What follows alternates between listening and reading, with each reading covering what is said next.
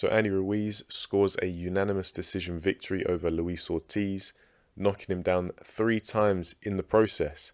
Say 3 times, it was really twice, because one of the knockdown was called, it wasn't a knockdown. You can see it on the replay, it was clearly a shove, but it got classed as a knockdown anyway. But we'll get on to that. Let's talk about this fight. So this fight, I feel, I expected it to be more competitive. I'll say that right from the off. It was not particularly close, in my opinion. There were long stretches of inactivity from both men to the point where the crowd were booing. And the thing is, it started off well. It started off and shaped up like it was going to be a good fight. I had Luis Ortiz winning the first round because he came out, he had a bit more control. He was able to buzz Andy Ruiz early with a left hand. Not seriously hurt him or anything, but just steady him a little bit to get his attention. And that was after Ruiz had been showing that he was still quite sharp on the counter. So it looked like it was going to be a competitive fight, a fight where it was almost a bit of a shootout. However, the second round came and Luis Ortiz was knocked down by a very lovely counter right hook from Andy Ruiz. It was just a picture perfect counter. Ruiz slipped. I'm going to get the names confused. Ruiz slipped Ortiz's left hand, landed his own right hook, and down Ortiz went. And it was I don't want to say a heavy knockdown. I've seen worse, but it was certainly a damaging knockdown. I'll say that. And it looked like the fight might end early. However, Ortiz beat the count. I think he got up at the count of 8, and Ortiz did a good job to maintain his composure and not get overwhelmed. That's really the experience showing. However, Andy Ruiz was quite clever, and he didn't get overly excited and look to just completely empty the clip on Luis Ortiz. So it did give Ortiz a bit more room to, as I say, maintain his composure. There was another knockdown which was BS. It wasn't a knockdown, as I say. You can clearly see it on replay, I'm sure, on a highlight video. That's not a knockdown. But nevertheless, the judges, they are going to give that 10-7 to Andy Ruiz. But I just had it as a 10-8. And from then on, I felt like, I don't want to say that Luis Ortiz was intimidated, but he was wary. Because I think he only had so many ideas and ways of setting up his shots at long range. And he just didn't want to give Andy Ruiz the opportunity to counter. So it turned into a very low volume fight where Luis Ortiz was very rarely even committing to the jab. He was trying to feint, but you can see he just didn't have the energy. He just wasn't able to be consistent enough to get a reaction from Andy Ruiz. And he clearly just didn't want to take the risk of trying to land pot shots on Andy Ruiz, shots at long range or at close range without any setup, because Andy Ruiz would just shred him up close. So it wasn't, I don't want to say it was all Andy Ruiz, because it wasn't like he was just dominating every minute of every round, but the more meaningful work in the rounds was coming from Andy Ruiz, and it did start to accumulate as the rounds went by. We get to the 7th round, I believe, and Andy Ruiz scores another knockdown. Once again, it's a right hook, but this time it's not a counter. It's more of where Luis Ortiz is trying to clinch. Andy Ruiz his shots are just so compact. He's able to really get some good leverage, even up close. And it caught Ortiz fairly high on the head, just knocked the sweat off. The sweat went flying, and yeah, Ortiz's knees just kind of buckled a bit.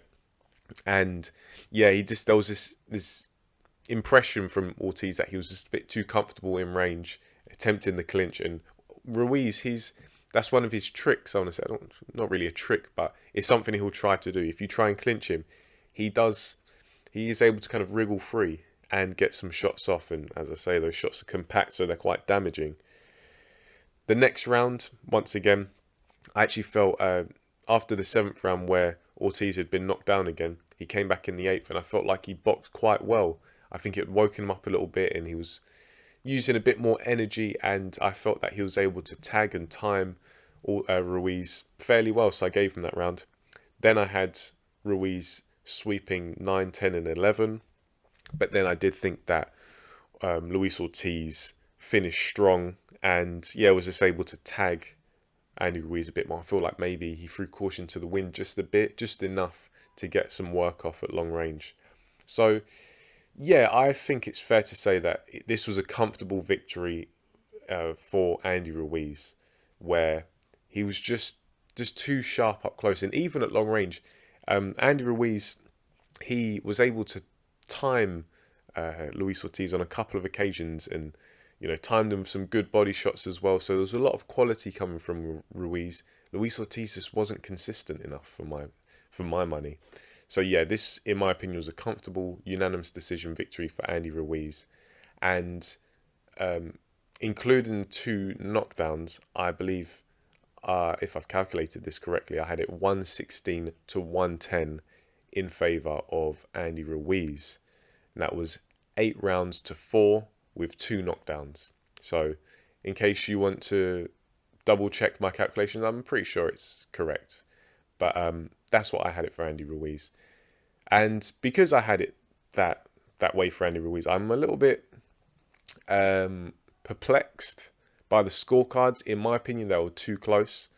If we just go on to BoxRec, I believe, okay, so we have one judge giving it 114, no, 2 judges giving it 114 to 111 in favour of Andy Ruiz, but then one judge giving it to Andy Ruiz by 1 in a scorecard 113 to 112. Yeah, that's some fishy business in my opinion. I don't think it could be considered that close. The 114 to 111, maybe. I think, if you want to be a bit more generous to Luis Ortiz, I think I'm biased towards my scorecard. I think even a 114, 111 scorecards, bit of a push for me, but certainly the 113 to 112. Yeah, I'm not sure what that judge was watching, or maybe they just had a very an angle that was very complimentary for Luis Ortiz. So yeah, those are my impressions on the scorecards. In my opinion, this wasn't a great fight. I expected it to be more competitive. If you haven't watched this fight already, I'd say watch my video, watch G-Man, Hatman, Chris Andre, Henry's video, watch their videos, the reviews, watch some highlights, because there were just so many large stretches of feeling out from both men. And as I say, it got to the point where even the crowd was booing. And yeah, just not a great watch in my opinion. The exchanges were good quality, and I feel like they showed the pedigree of both men, but the exchanges were just too few and far between in a 12-round fight for it to be considered a great fight. Ruiz just way too sharp on the counter for the slower, older Ortiz, and the commentary team, they were kind of making this analogy or metaphor that Ruiz is like a cobra because he's so sharp. And I get it, but I disagree, because when you say that Ruiz is like a cobra, it makes him sound like he's a long-range puncher, when he isn't really. I see Ruiz as more of a blender, where he has a very limited range of effect, but as soon as you get into that range, he's just like a turbine, a shredder, and he's so quick, and the turnover in his shots is so rapid, and he's so sharp that as long as you stay outside, you're mostly safe. As soon as you get close to engaging with Ruiz, it's going to be it could get messy.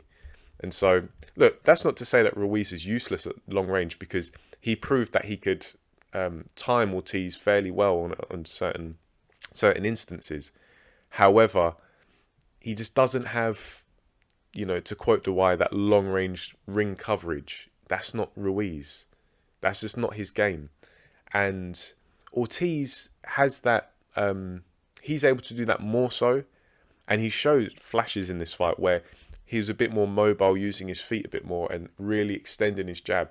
And it was like, okay, if Ortiz kept this up, maybe he'd be able to win a few more rounds and potentially change the decision of the fight. But you have to imagine that, yeah, it's not necessarily high intensity, but it requires more work.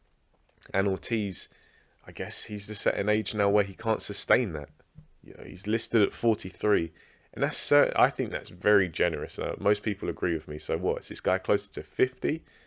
So I don't think you can be too tough on him. in terms of not having the work rate that he probably did 30 years ago. But, you know, in a fight, it makes a difference. And Ruiz just had the quality, he had the consistency. Yeah, he didn't have it all his own way, but I think most of the rounds, Ruiz did stamp his authority and, of course, knocked down Ortiz a few times. Yeah, Ruiz, I think, shown once again that he isn't just a fat guy. And I say that because there seems to still be a sizable minority of people that don't rate Ruiz, even though he beat Joshua. Even though it's clear to see, I mean, even before the Joshua fight, people thought that he beat Joseph Parker, which I think is actually, you know, nothing wrong with that opinion. Ruiz isn't just a fat guy. He's actually quite a polished counterpuncher, and he's actually a very dangerous fighter once you get into his wheelhouse. Stylistically, I think Ruiz's strengths are quite situational. So if he does come across someone who's tall enough and dynamic enough at long range, and competent enough, obviously, yeah, I think he's going to have a hard time. We saw the Anthony Joshua rematch. Tyson Fury, even bigger, even taller, even longer reach. Yeah, I don't think that's a good fight for Andy Ruiz. Deontay Wilder, on the other hand, yeah, he has similar attributes, but he's a lot more hot-headed. Maybe if, say, in a hypothetical matchup, Andy Ruiz versus Deontay Wilder hurts Ruiz, goes in, but he's a bit too overeager because, you know, when Wilder smells blood, he goes into bloodlust and he goes wild, you know, very appropriate name. And what could Ruiz potentially recapture a similar moment that he did against Joshua? Who knows? But it's an interesting fight, and it'd be interesting to see if that fight gets made next. And it does make me wonder.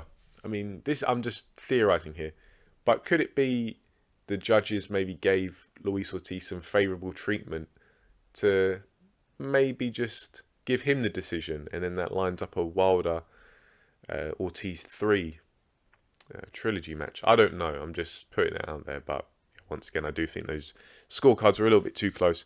But just to wrap this up, I think Ruiz looks strong. I think he looks sturdy and sharp, much more so than the Arreola fight, because there were some questions. How's Andy Ruiz's punch resistance going to be going into this Ortiz fight? Because Ortiz, he can bang to a certain degree. And, you know, they say power is always the last thing to leave. Ortiz, on the other hand, I think this guy is very much on a slow and steady decline. After the Charles Martin fight, getting dropped in there, getting dropped in this fight, and just looking ineffective for a lot of it. So I think Ortiz, I hope he's made enough money so he can retire to Shady Acres now and spend his last decade and a half, probably because he's so old, in some comfort. So those are my thoughts on this fight. Let me know what you think. Have you seen the fight? Did you, like me, think it was a bit of a dry affair and expected actually a bit more competition? Or were you loving it? Let me know down below. What did you think of this fight? Thank you for watching, and as always, I'll catch you in the next video.